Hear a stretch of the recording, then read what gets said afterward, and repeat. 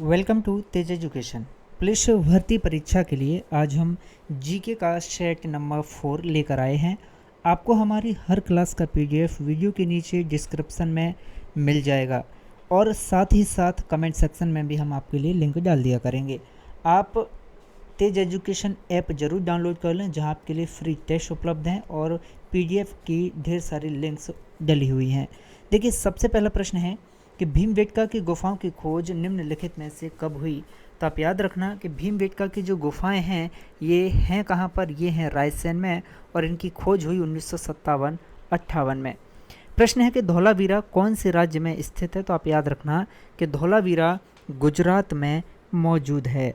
अगला प्रश्न है कि पुस्तक तहकीक माँ लिल हिंद किसने लिखी है।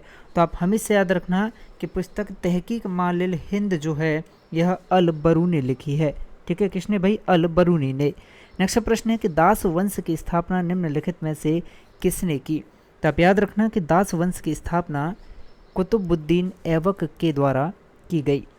प्रश्न है कि बंगाल का पहला अंग्रेजी कारखाना 1651 में कौन सी नदी के तट पर भाई स्थापित किया गया था। तो आप याद रखना कि बंगाल का पहला अंग्रेजी कारखाना हुगली नदी के तट पर साथियों स्थापित किया गया था।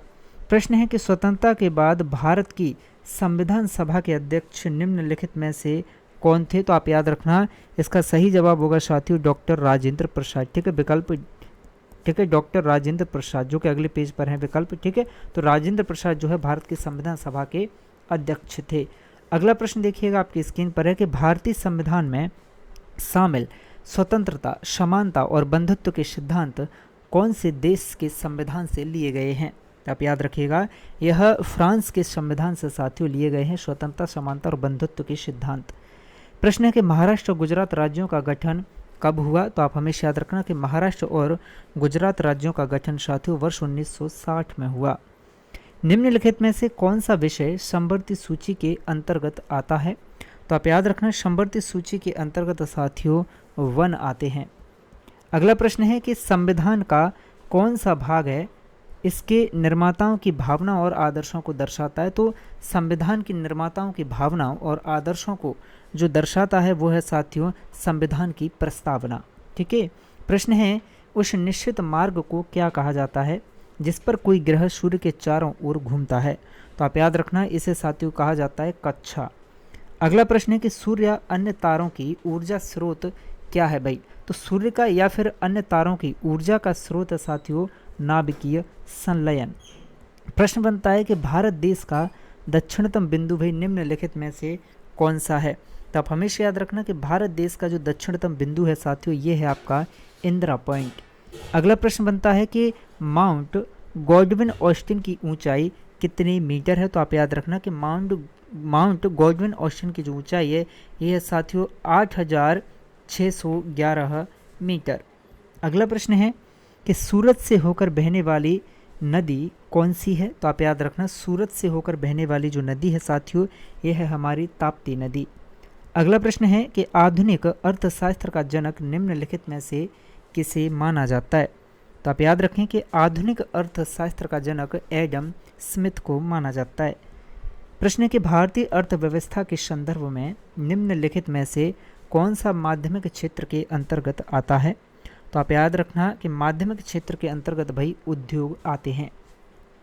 अगला प्रश्न है कि निम्नलिखित में से कौन सा विभाग है जो भारत के जीडीपी की गणना करता है। तो आप याद रखना भारत की जीडीपी की गणना साथियों केंद्रीय सांख्यिकी कार्यालय के द्वारा की जाती है। अगला प्रश्न है कि भारत में प्रवाही योजनाएं लागू किए जाने के समय भारत के प्रधानमंत्री निम्नलिखित में से कौन थे। तो आप याद रखना मैं सीधे आपको आंसर बता देता हूँ साथियों मोरारजी देसाई। ठीक है भाई, कौन थे? मोरारजी देसाई। अगला प्रश्न है देखिए प्रश्न क्रमांक 20 आपकी स्क्रीन पर कि भाई विजया बैंक और देना बैंक इनका विलय भाई किस बैंक में हुआ है। तो आप याद रखना विजया बैंक और देना बैंक का विलय बैंक ऑफ बड़ौदा में हुआ। अगला प्रश्न है कि भीमबेटका की गुफाएं आखिर कौन से जिले में मौजूद हैं। तो आप याद रखें कि भीमबेटका की गुफाएं साथियों रायसेन में हैं। अगला प्रश्न है कि मध्य प्रदेश की दूसरी सबसे बड़ी जनजाति निम्नलिखित में से कौन सी है। तो आप याद रखें कि मध्य प्रदेश की दूसरी सबसे बड़ी जनजाति है साथियों गोंड जनजाति। ठीक है।